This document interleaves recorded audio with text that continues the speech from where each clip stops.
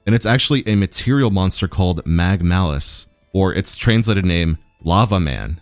So whoever made this comparison was being somewhat disingenuous. Like, come on. You can't be for real if you're comparing a platypunk, platypus, with a Psyduck. Like, be for real. But looking at this thing, this Pal Beast, I don't even know what they call them. It's literally just a green Cinderace. And looking at this thing, could you summarize or make any assumptions about its identity or what it is or what it's about? There's nothing to go off of because there's nothing there. There's no heart. There's no soul. And I see a lot of ex-Pokemon fans or current Pokemon fans that are, maybe a bit demoralized from the whole situation, saying, oh man, look at Palworld. Man, Palworld is just winning right now. Look at him go. And, I do think it is kind of ridiculous, the whole thing of how Game Freak spends so much money on lawyers and can't spend that much money on their games. But I'm not going to sit here and pretend that Palworld is better. Maybe it's better than the Switch games, to be completely fair. I've never played Palworld, but that is not really saying much. I don't think the answer to Game Freak's mistakes is supporting plagiarism. I have a lot more respect for people that have chosen to play Digimon games, play the Shin Megami Tensei games. Those games are kind of like Monster, you capture them and they fight for you type of thing. I've been looking into them myself. I have never ever played a single Digimon game. I have never played a single Shin Megami Tensei game. Ever. Well, I played like the Persona fighting game on PS3, but that's not even close to counting. But I'm interested, but I've been looking into it and I'm trying to figure out a place to start. So if you guys have any suggestions for me, I'll take them. And not just Digimon or SMT, but anything that can, give me the same feeling. I actually played a little bit of Dragon Quest Monsters Joker on the Nintendo DS a couple weeks ago, and it was okay. I didn't think it was like bad or anything, but it didn't really pull me in. I also didn't like that they forced you to nickname your monsters. Like, you couldn't just put their default names, because I wanted to like get really familiar with them and learn their names. But whatever, that's more of a nitpick. But I'm trying. I'm looking. I want to expand my horizons. I don't want to be someone who, Pokemon's dead, therefore there's nothing else that I can play that will give me the same feeling. I want to find it. So I'm putting in the effort. I'm going out of my comfort zones and I'm expanding my horizons, which I think is a healthy thing. And I think that more people need to do that. When it comes to this whole conversation, if people were a little bit more open-minded about the genre as a whole, I don't think you would see nearly as many arguments. Because if people saw how good it is, across the pond, across the fence, like, oh man, that series is killing it. This series is doing bad. Okay, I'm going to go swap over and play SMT for a bit. Oh, SMT is making bad games. Okay, well, I'm going to go hop in and play some Pokemon. That's kind of how it should be. In a free market, the competition is always best for the consumer. We want these companies to have to try. We want them to fight. We want them to push for relevancy. And to do that, they have to make good quality things. If we just keep buying Pokemon games because it has the name Pokemon on it, nothing will ever change. So I'm doing my part. I suggest you do yours too. Just try something. I can't recommend anything at this point. I'm still looking. But if I do find something, you guys are going to be the first ones to know. In any case, I just want to make it clear that, no, I'm not simply just riding a wave of Pokemon hate grifting. I've been here. I've been saying these things for a long time. My channel is very new, but I am not. God, I'm getting old. I was born in 1996, so I practically grew up with the series since birth. I have deep emotional ties to it, and I understand exactly what made Pokemon the series that it is. These games, they're not Pokemon games. They have Pokemon in them. They have returning characters. But they do not have the heart nor soul of the franchise.